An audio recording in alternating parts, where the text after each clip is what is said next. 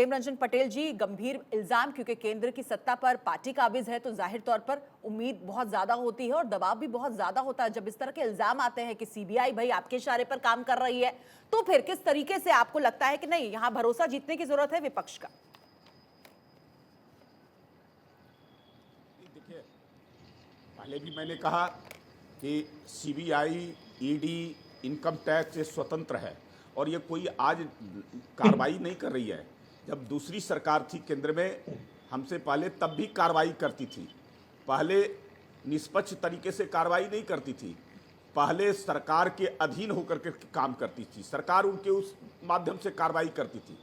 लेकिन हमारे नेता ने क्या कहा था, नरेंद्र मोदी जी ने, कि हम ना खाएंगे ना खाने देंगे, और एजेंसियों को स्वतंत्र कर दिया। कोई भी व्यक्ति हो, किसी दल से जुड़ा व्यक्ति हो, आप उसके ऊपर कार्रवाई कीजिए, सबूत साक्ष्य जिसके पक्ष में मिले तो वो कार्रवाई करती है। अब कब कार्रवाई करेगी, कैसे कार्रवाई करेगी, किन पर कार्रवाई करेगी, उनको कहां से इनपुट मिलता है, कौन कौन से जो ऐसे जांच में कौन कौन से लोग उनके संकेत में आते हैं, दायरे में आते हैं, उन सबके ऊपर जांच करती है। और जांच में जिनको अगर संलिप्तता नहीं है तो फिर उनको जो है इस प्रकार से आक्रोशित होने की आवश्यकता नहीं है, उनको इस प्रकार से आरोप लगाने की जरूरत नहीं है। जिनके ऊपर कार्रवाई होता है वो आरोप लगाते हैं कि सरकार कार्रवाई कर रही है। अरे एजेंसियों को स्वतंत्र कर दिया गया प्रकाश जी, है। मैं बताऊं और आपने कोई गड़बड़ी नहीं किया है, कोई भ्रष्टाचार नहीं किया है, तो आप क्यों जो है इस प्रकार से विचलित हो रहे हैं? करने दीजिए कार्रवाई, करने दीजिए शुभंकर जी, हाँ, और जांच में आप अपने आप को साबित कीजिए कि हमने कोई भ्रष्टाचार नहीं किया है, कोई गड़बड़ी नहीं किया है, हमारी कहीं से संलिप्तता उस भ्रष्टाचार आप इतने निष्पक्ष हैं प्रेम प्रकाश जी, आप इतने निष्पक्ष हैं, अगर आप मुझे सुन सकते हैं, आप इतने निष्पक्ष हैं कि बिल्किस बानो के केस में आप कितने निष्पक्ष हैं वो दिखता है। आप इतने निष्पक्ष हैं कि भैया इतना बड़ा एक पूरा यूपी में आपने किसानों के ऊपर आपका एक नेता गाड़ी चढ़ा देता है, लेकिन सीबीआई को 3 महीने तक इसकी खबर के बारे में पता नहीं चल पाता है। उसको जाके 3 महीने बाद जब गवर्नमेंट ओके करती है तब जाके पता चलता है कि ऐसा कोई कांड हुआ था। सीबीआई आपकी इतनी निष्पक्ष है, सीबीआई इतनी निष्पक्ष है कि जिस एकनाथ शिंदे के ऊपर आप लोगों ने 10 बार उंगली उठाए, 10 बार सीबीआई उनके घर पे भेजा था, आज अचानक वो साफ सुथरे हो जाते हैं। सीबीआई आपकी इतनी निष्पक्ष है कि जिस शुभेंदु अधिकारी और अर्जुन सिंह को भी आप गाली देते थे, मुकुल राय को आप गाली देते थे, उनको फंसाया, शारदा नारदा, ये सब कांड आप ही लोग लाए थे, हम लोग नहीं लाए थे। आप ही लोगों ने इसको उजागर किया, सब हुए। अचानक वो सारे कांड जो है ये सब साफ और सब दूध के धुले हो जाते हैं जैसे ही आपके पास आ जाते हैं। आप इतने निष्पक्ष हैं कि मैं आपको क्या बताऊं, और मैं निष्पक्षता के बारे में बताता हूं। शुभंकर जी, तो ये बता दीजिए, सीबीआई पर अभी भरोसा नहीं है, कभी भरोसा नहीं? शुभंकर जी, बहुत सीधा सा सवाल मेरा आपसे ये है, क्या है, सब न्यायालय में सीधा सवाल ये है, एक मिनट तथ्य भी गलत बता रहे हैं ना, सीबीआई के ऊपर आपको किसी पर भरोसा नहीं है, फैक्ट्स भी गलत, सीबीआई पर भरोसा है, न ईडी पर भरोसा है, न इनकम टैक्स पर है, न न्यायालय पर है, न भारत के संविधान पर है, न कानून पर है, किसी पर नहीं है।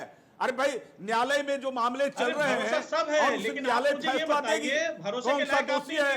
अगर सीबीआई जांच कर करके न्यायालय के जिम्मे लगाया है तो न्यायालय उस पर फैसले देगी, वो जांच सबके सामने आ जाएगा कि अगर दोषी है तो कार्रवाई होगा, निर्दोष है तो वो निष्पक्ष तरीके से बच के आएंगे। किस प्रकार से आपके नेता किसानों को कुचल के निकल जा रहे हैं, सबने पूरा वीडियो पे देखा, पूरे देश ने देखा, लेकिन आप लोग स्तब्ध रहे, आप लोग चुप रहे। वो मामला सुप्रीम कोर्ट में गया, आपको मालूम है, उस पर एसआईटी गठित हुआ है, कोर्ट ने उसको जमानत दी, हाई कोर्ट ने। अब वो सरकार के हाथ का मामला थोड़ा ही हो, तो मामला कोर्ट का है। और आज वरिष्ठ पत्रकार महोदय यहाँ पे बैठे, उनको ज्यादा इसमें से बच रही, उनको एक बार ये नहीं लग रहा कि नहीं, आपकी तरह हमको नहीं लगेगा ना, मुझे उसका फैक्ट पता है। आप बता रहे हैं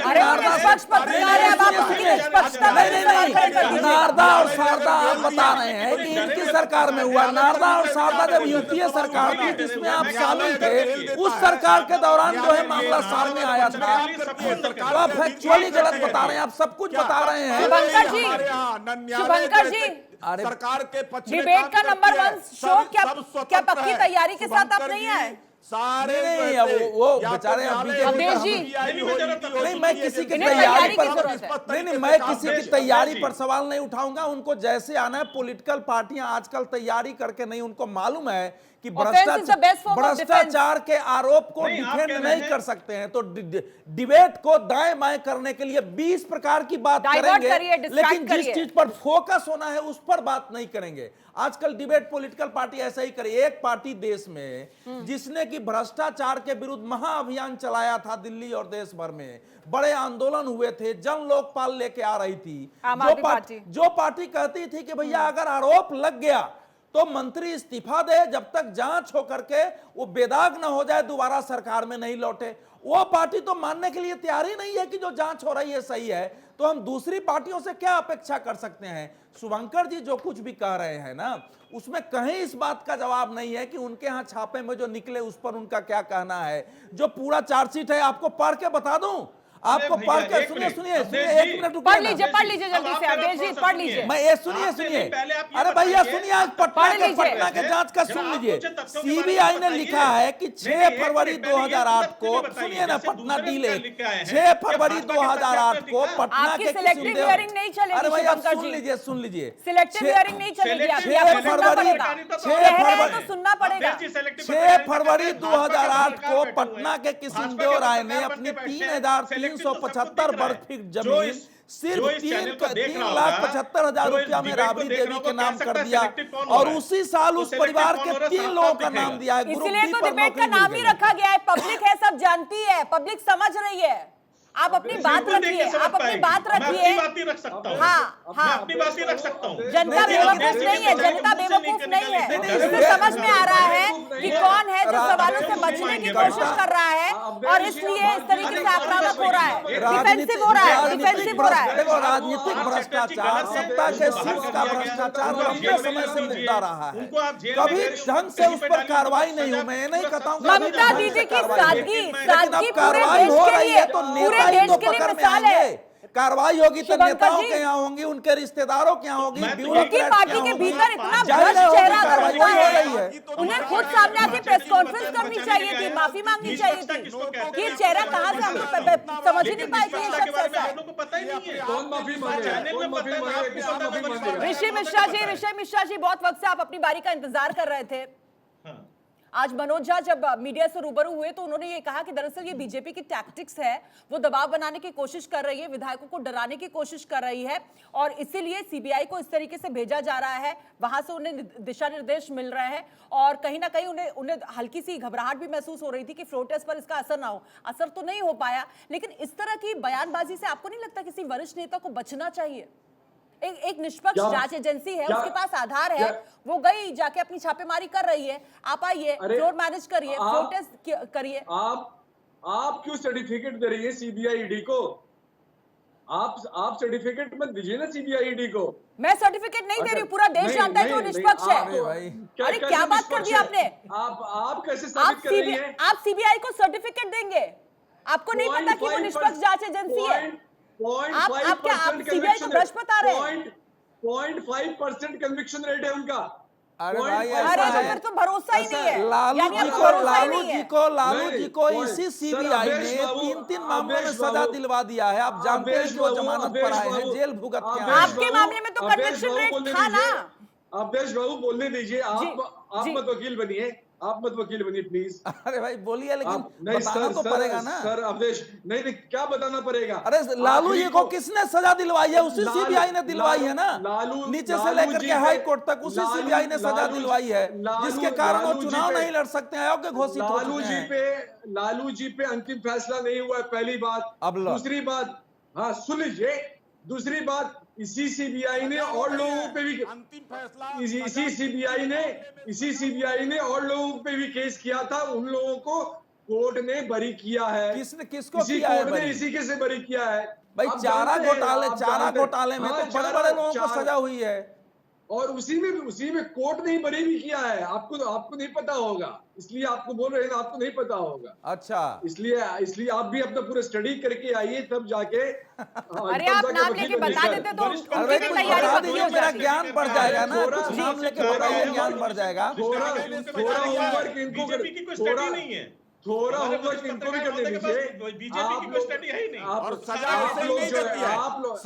अरे किसी बीजेपी नेता के घर, बीजेपी नेता के घर, उसके ठिकानों पर छापेमारी होती तो वहां पर भी वो तैयारी के साथ आ जाते हैं। बीजेपी नेता से सवाल होते हैं। बीजेपी नेता के घर आप समझिए तो बात को, क्या डाइवर्जन टेक्निक्स आप इस्तेमाल कर रहे हैं? ऐसा है, गोरिल्ला टैक्टिक्स। ऐसा नहीं, इसमें उलझना नहीं है कि मेरे पर तुम पर क्या आरोप लगाते हैं। आप जवाब दीजिए ना कि नहीं, आप जवाब दीजिए ना। सीबीआई ने साफ लिखा है कि 7 जमीनें इतने लाख रुपए में मिली है, उसमें 12 लोगों को, उस परिवार के लोगों को नौकरी मिली है, तो आरोप लगा रही है ना साहब।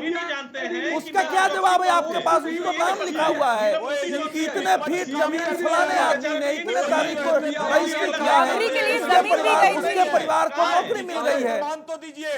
आईआरसीटी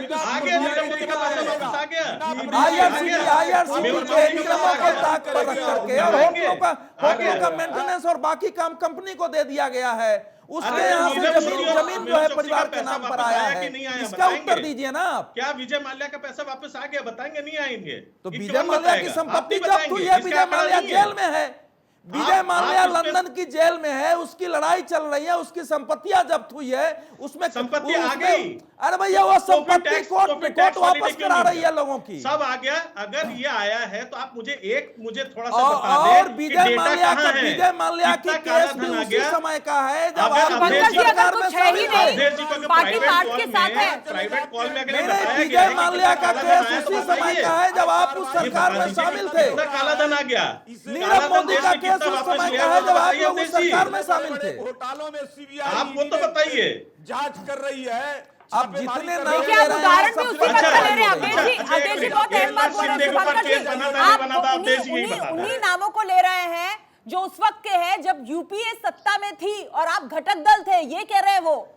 विजय माल्या का केस हो, नीरव मोदी का केस हो, नारदा हो, नहीं आरजेडी भी उस समय 2004 से अरे भाई 4 से 9 तक तो आरजेडी की सरकार में थी। विजय माल्या केस तो उसी बीच का है। मत बढ़ाइए, मैं बता रहा हूँ। मैं तो कह रहा हूँ आधे टीएमसी को आधे टीएमसी आरजेडी और सबको आप घोटालेबाज कह के अंदर कर दीजिए। मैं तो आपसे यही कह रहा हूँ, सबको कर दीजिए। अरे मैं क्यों कर दूं? मैं तो केवल एक फैक्ट रख रहा हूं। देश में छापे पड़ रहे हैं, उसमें किसी नेता को पार्टी में शामिल करके भाजपा में आरोप जो है उसमें सच्चाई दिख रही है। आप ये भी बताइए कि अगर कोई नेता मेरे पे आएगा तो उसके ऊपर वैसे निष्पक्ष जांच होगी, वो तो बोलो। शुभंकर जी एक सेकंड सीबीआई पर भरोसा अभी नहीं है या कभी नहीं है? शुभंकर जी सीधा सवाल जवाब दे दीजिए। अरे कविता जी एक सेकंड मेरा बस एक ही सवाल है। मेरा अवधेश बाबू से, प्रेम रंजन जी से, दोनों से एक ही सवाल है। 2 व्यक्ति, अधिकारी और हेमंत बिश्व शर्मा, दोनों केस का क्या हुआ? क्या स्टेटस है केस का? प्लीज बता दीजिए आप लोग। मैं हेमंत बिश्व शर्मा का तो मैं बता सकता हूं, कोई प्रमाण उसमें कोई फैक्ट उपलब्ध नहीं हुआ। जिन लोगों ने आरोप लगाया उनसे भी कोर्ट ने मांगा कि लेके आइए। आपको पता नहीं है, वो केवल मुंह से लगे हुए आरोप थे जिसमें कोई तथ्यात्मक आधार नहीं था। ऐसे इस देश का कोर्ट किसी के बारे में नहीं छोड़ता है कि कोर्ट ने कह दिया होगा कि नहीं इनके विरुद्ध नहीं है। सर आरोप भारतीय जनता पार्टी ने लगाया था और तो भारतीय जनता पार्टी भी पॉलिटिकल पार्टी है, वो भी आरोप लगा सकती है। ये इस समय हम सीबीआई पर, इस समय हम सीबीआई ईडी पर डिस्कस कर रहे हैं। सर सुन लीजिए सर। अरे सुन लिया मैंने, भारतीय जनता पार्टी भी एक पॉलिटिकल पार्टी है, वो राजनीतिक आरोप लगा सकती है जैसे आप राजनीतिक बचाव कर रहे हैं। सर भारतीय जनता पार्टी में जब वो गए उसके बाद वो आरोप मुक्त हुए, मैं वो बोलना चाह रहा हूं। तो भारतीय जनता पार्टी ने कोर्ट को प्रभावित कर दिया। अब इसका तो कोई उत्तर नहीं है। हेमंत बिश्व शर्मा का मामला मैं कह रहा हूं कि हेमंत बिश्व शर्मा ने तो अभी मुकदमा किया हुआ है मनीष सिसोदिया की पत्नी, मनीष सिसोदिया पर उसकी पत्नी ने जाके उत्तर दे। देखिए आप लोग बाएं दाएं जा रहे हैं, मुझे ये उत्तर दीजिए ना कि सीबीआई ने जो आरोप लगाया है कि जिन लोगों का जमीन लालू प्रसाद यादव जी के परिवार के नाम से लिखाया उनके परिवारों को नौकरी मिली है। 7 ऐसे लैंड है, 12 लोगों को नौकरी मिली है। जिन होटलों के नाम आए हैं उन होटलों को गलत तरीके से IRCT का कंट्रैक्ट दिया गया है। इस पर तो उत्तर दीजिए ना कि इसमें फैक्चुअली क्या गलत है। इसका फैसला कौन करेगा? कोर्ट करेगा ना। अब आपको कोर्ट करेगा, आपको कोर्ट करेगा, वहां कोर्ट फैसला दे देगी तो आपको मानने नहीं होगा। इसका फैसला आप ही ना करिएगा अवधेश बाबू। वो नहीं कर रहे हैं ऋषि जी, वो नहीं कर रहे, वो सवाल पूछ रहे हैं, वो सवाल पूछ रहे हैं कि फैसला आएगा तो वो मान्य होगा या वहां पर भी आप कहेंगे कि वो भी दबाव में है, फिर संविधान भी दबाव में है, फिर देश भी दबाव में है, बाबू सवाल नहीं फिर पूछ रहे वोटर भी दबाव में है। अरे मैडम सुन लीजिए, अवधेश बाबू चार्जशीट पढ़ रहे हैं और सीधे नियुक्ति करना और उसके बाद उनके परिवार के लोगों से जमीन लालू के परिवार के नाम से दान स्वरूप लेना, ये उनके नाम से रजिस्ट्री करवाना, ये कैसा जो है जिनको नौकरी मिले उन्हीं के परिवार के लोग जो है उनको दान दे रहे हैं, जमीन दान दे रहे हैं, मकान दान दे रहे हैं, संपत्ति दान दे रहे हैं।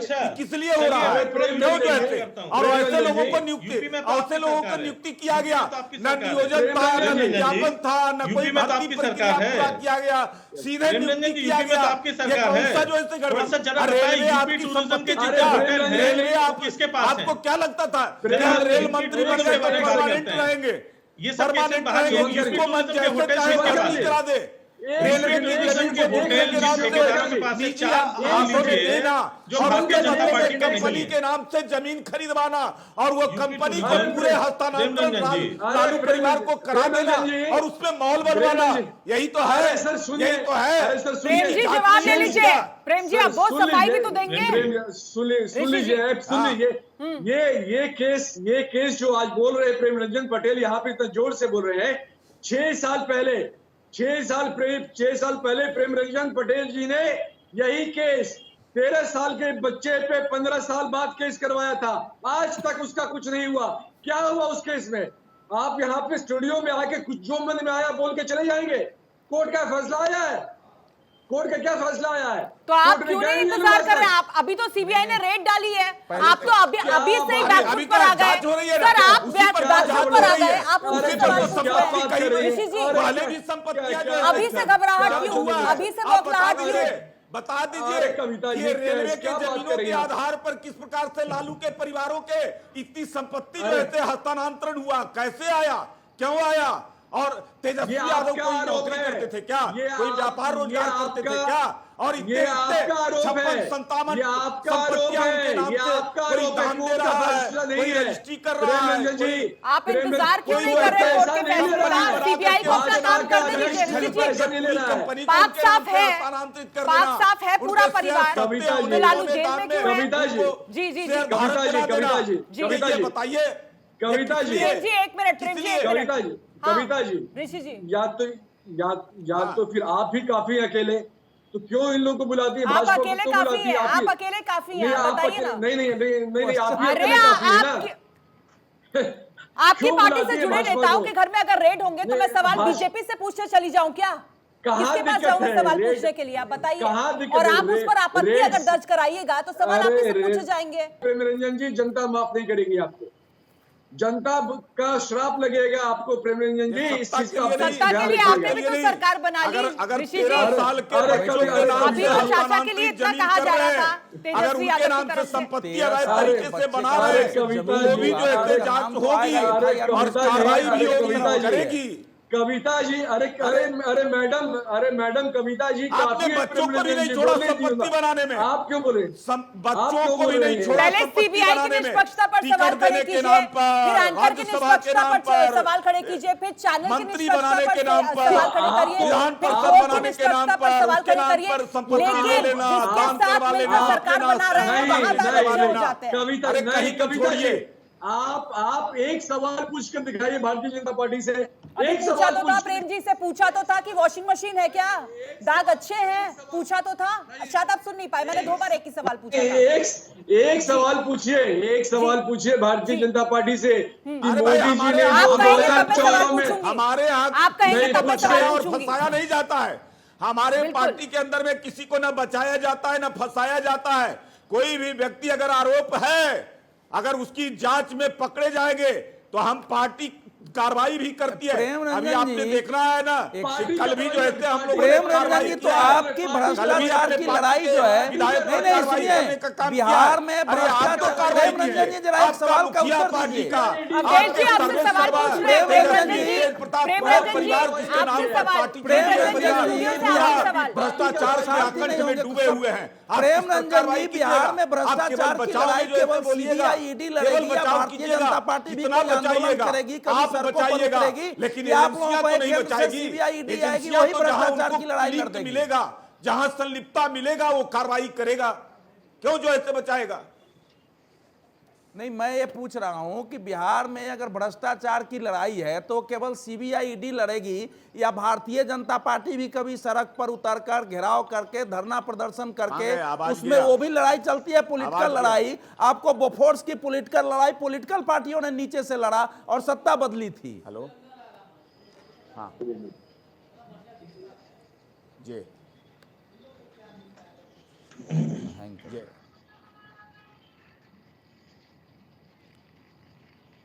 चलिए, प्रेम रंजन जी से संपर्क टूट रहा है, उनके पास हम लौटेंगे। लेकिन अवधेश जी, बहुत अहम बात आपने कही है कि अगर विरोध है तो सिर्फ इसी बात की टीस नहीं नजर आनी चाहिए बीजेपी नेताओं और कार्यकर्ताओं के बीच कि अरे सत्ता से हम बेदखल हो गए, यहाँ तो वादा खिलाफी हो गई, जनता ने मैंडेट दिया था और नीतीश बाबू ने धोखा दे दिया। भ्रष्टाचार बहुत बड़ा मुद्दा, बहुत गंभीर मुद्दा, देश के लिए भी और पार्टी के लिए भी। दोनों दो पहलू हैं, लेकिन वो जुड़े हुए हैं, इसलिए कि अब जो नीतीश कुमार लालू यादव के उसी भ्रष्टाचार और उसी के विरुद्ध तो निकल के बाहर जंगल राज के खिलाफ उन्होंने मैंडेट हासिल किया था। सारे लोग आए थे और समता पार्टी बनी थी, तो सारे लोग निकल के आए थे, उसी की तो लड़ाई थी। सुशासन बाबू को लेकिन अब इस समय तो राजनीति, इस समय की राजनीति तो नीतीश जी ने अपने हिसाब से किया। लेकिन मेरा कहना यह है कि राजनीतिक भ्रष्टाचार, सत्ता के शीर्ष का भ्रष्टाचार केवल न्याय, कानून और कानूनी एजेंसियों का विषय नहीं होता है, उनकी भूमिका है, लेकिन एक मूल लड़ाई राजनीतिक होती है। और वो जो वहां के पॉलिटिकल लीडरशिप है, जो पॉलिटिकल पार्टी है, उसकी जिम्मेवारी होती है कि उस नेता के खिलाफ, उस सरकार के खिलाफ, ऋषि जी अभी कुछ और पन्ने टटोल रहे हैं। ऋषि जी कोई खड़ा होकर लड़ाई लड़े, धरना प्रदर्शन करे, जेल भरे और राजनीतिक भ्रष्टाचार से मुक्त करे, वो तो देश में हो नहीं रहा है। इतने ही कार्रवाई पर ऋषि जी जैसे लोग आ जाते हैं, पुरानी उठाते हैं कि कुछ हुआ ही नहीं है। इसमें लिखा हुआ है कि कैसे एक आदमी ने इतनी जमीन लिख दी, जमीन लिखने के बाद उसको नौकरी मिल जाती है, एक आदमी के नाम से एक जमीन आता है, उसको नौकरी मिल जाता है, वही आदमी उसके परिवार को वो आदमी फिर गिफ्ट कर दे रहा है लालू जी की बेटी को। अभी से आरोपों को खारिज कर रहे हैं।